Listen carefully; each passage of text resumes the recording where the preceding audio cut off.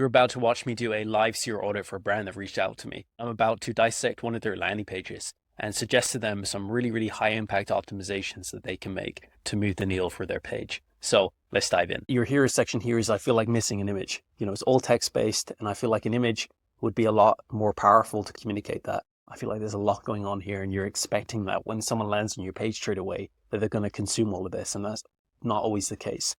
With a claim like this, #1 online clinic for men, what I would say for that is just make sure that if you are making a statement like that you can back it up, because it's okay to make bold statements like that in your headline.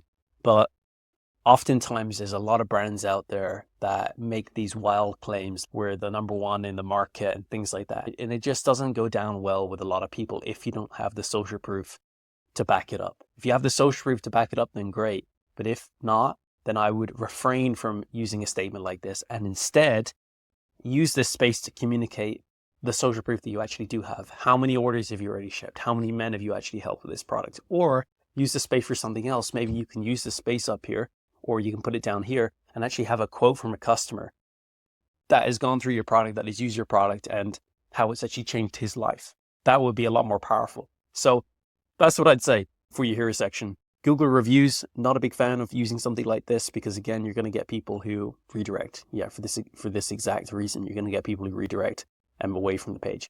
Like I mentioned about the reviews, try and see if you can pull in one of these reviews from here that you think is good and strong into your hero section instead. See if our treatment is suitable for you. So this is interesting. So you've got 2 call to actions here. You've got start your treatment, and then you've got see if treatment is suitable for you. What I would recommend is, I actually think this see if our treatment is suitable for you might be actually a good call to action as well for you to offer.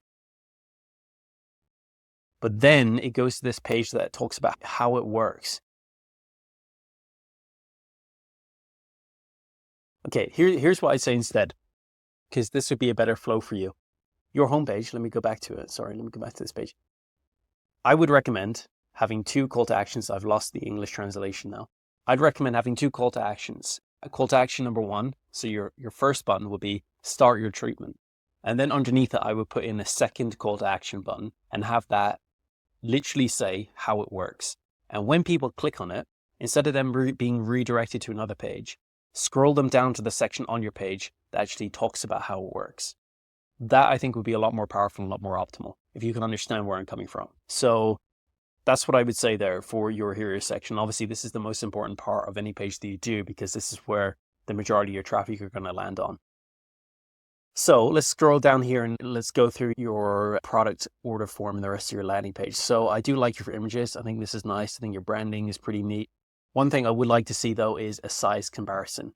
The reason why I'd say this is important is because what people don't want to have is order this product and have a massive box that comes to their house, because discretion is such an important factor in, this niche, right? So that's why I'd say the hand, something simple like this. Another one of our clients here. But look at this. Just something simple, the hand off the screen, cutting off the screen, just holding up the soap, gives you a size reference. If we didn't have the hand in this photo, when people look at this image, they wouldn't understand how big the soaps are.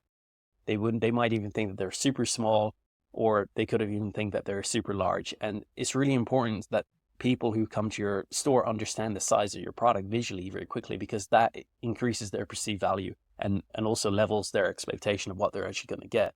Really important in the e-commerce space. Another reason being because people are shopping digitally. Traditionally they would have walked into a store and they can see with their eyes in 3 dimensions using all of their senses looking at your product. But on a store, on a web page, they don't have any of those things. So that's why we've got to help them out visually with text and with any other form that we can do to help them understand what they're actually going to get when they place that order. So sorry for that side tangent there going on about visual stuff. Anyway, let's go through this. ED treatments. So let's go through this. Generic versions of Viagra, and I can never pronounce his name, Cialis, I think is how you pronounce it, right? In addition to being proven effective, both are most well-known and sold treatments for erectile dysfunction worldwide. Okay. How we would design, let's say, a landing page for you is I would introduce your product, and I would, instead of using a headline like treating erectile dysfunction or something along those lines, I would tie it in more to something emotional, because this is such an emotional product for someone. If someone is suffering from this, is a huge pain point for them for obvious reasons, like the confidence. Maybe they're not satisfying their partner. Maybe they haven't got a partner yet because this is preventing them from going out and actually being themselves because they're scared of, letting someone down, all of these negative thoughts they have in their head. So this is a real emotional pain point that people have. What I would say is you can really try to improve your messaging by tying into your headline some of the thoughts and some of the feelings that people might be saying. That's why it's good to associate. You don't want to overdo this, by the way. Talking about the shame that men feel with this, I think is really good because you want to communicate to the men that you get it. You understand where they're coming from. And that this product that you're offering them is the best solution for them. So that's what I'd say. So I definitely think you need a stronger headline. Not necessarily you need to talk about shame and go heavy into that, but just talking about either the negative aspect of the thoughts and feelings that they're having right now, or painting the picture of how they will feel once they've consumed your product. So here's what I would say for the flow. First section being your hero section, like we discussed. Second section, I would basically do what I call a problem solution. You introduce the problem that they have, paint a picture of it. So for example, you can talk about the causes of erectile dysfunction. You can also talk about some of the emotions and feelings that people have and the other problems that come from it. So for example, not being able to satisfy your partner, the feelings of negativity, etc., the low confidence. You could talk about all of that in this section. And then that's when you introduce your product and you say, we understand you, we get, that's why we created this product using X and Y ingredients, because they are the best formulated ingredients for you to overcome this product and get the results that you want to get.